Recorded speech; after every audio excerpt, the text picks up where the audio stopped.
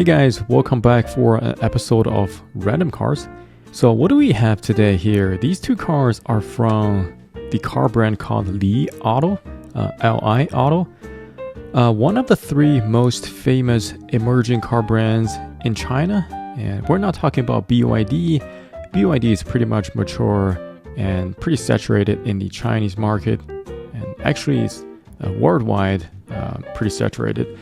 So the brand, along with NIO and XPeng, are the three, most famous emerging brands in China. Also, they went public in the US markets as well. So if you do some tradings in your free time, you would know these car brands.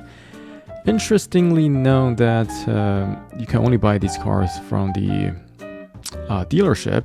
So you can buy it with cash or the store credit. And I just found these cars are pretty interesting, and so I bought it. And they are actually manufactured by the Masto. And I reviewed their 18 scale diecast before. It was actually my only 18 scale review in this channel. So if you're interested, you can take a look. It's the Mustang car. So let's take a look. Let's start from this SUV here. And the packaging is pretty much very simple, just a white packaging, Apple style, make it all simple here. Just Li Auto sign emblem here, and nothing too serious. I found it very easy to open. I think they should utilize this in every major diecast brands. Look at this slit right here. It's very easy to pull it out. It's actually very satisfying to do this opening thing. And I just like it so much. Just like this little simple things. Let's take this out. Acrylic. Open this thing up. Pretty tight. And beautiful paint. Look at this glossy finish already. Beautiful. 2 screws at the bottom. This is actually my first time taking this out of the platform. So let's just take a look at together the first time. Alrighty.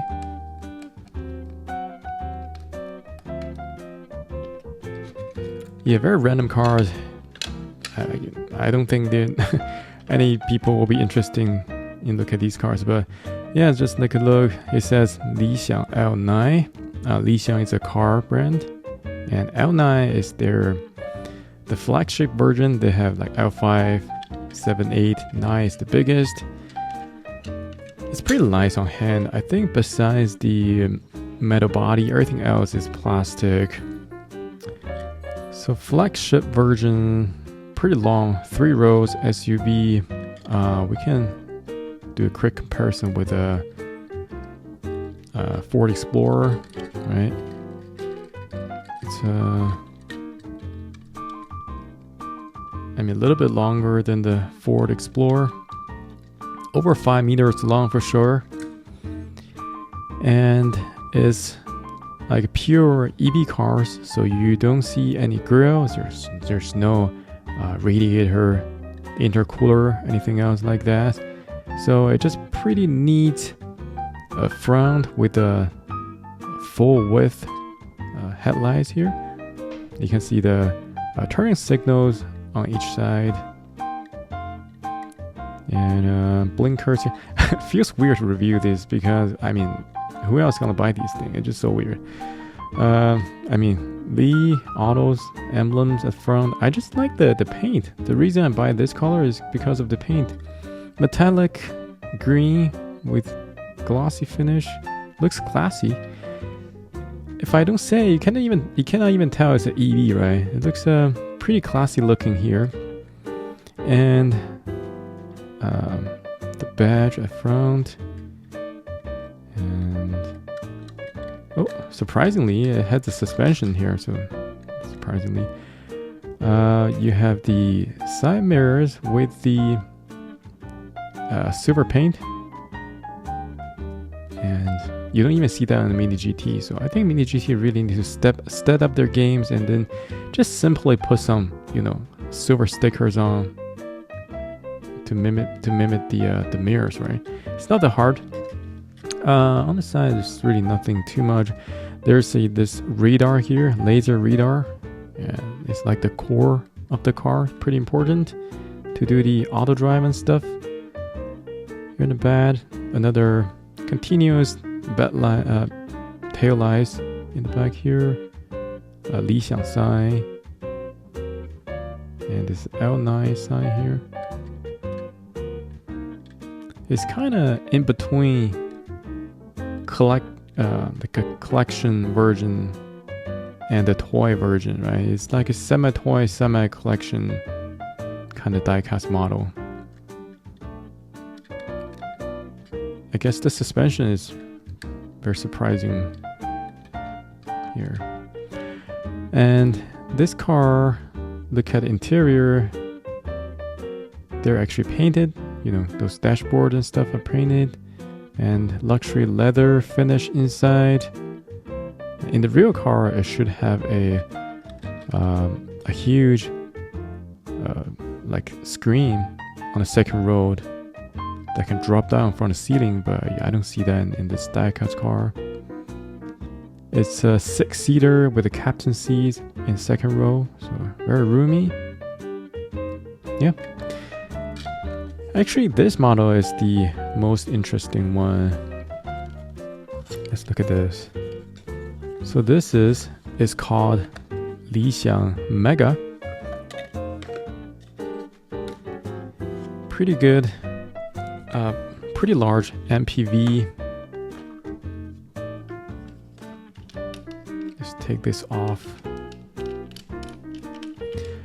Forgot to talk about price. So these two cars are, aiming the luxury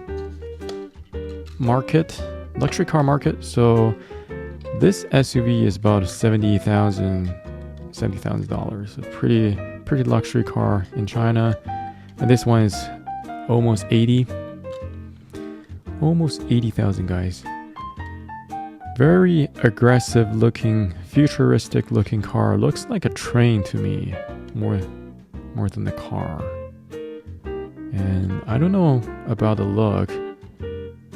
Me personally, not a big fan of the look. It's too futuristic, too aggressive. But it's definitely unique looking.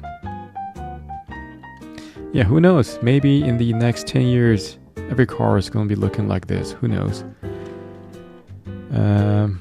Another 3-row MPV. This one is 6-seater again. I thought it's going to be a 7-seater. Again, captain seats. Fun fact that the second row can be rotated, so you can actually turn the second row 180 degree. So the second row can be facing the third row, so like you're in the medium or something. Very fun. Other than that, the design is pretty similar.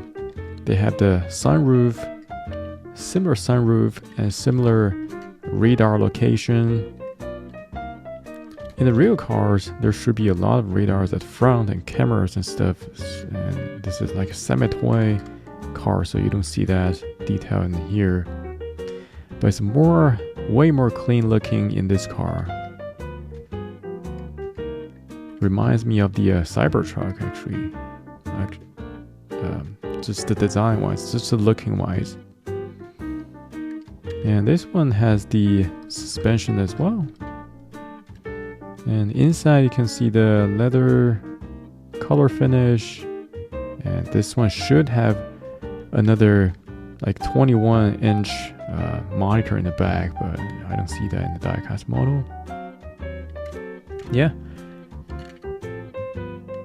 The back does not look too bad. Actually, I like the back looking of this car.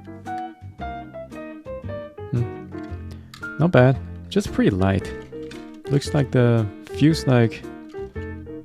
feel like it's even lighter than the Hot Wheel cars. I don't know. Yeah, well, that concludes this episode. Hope you guys like this interesting cars, and I'll see you guys in the next one.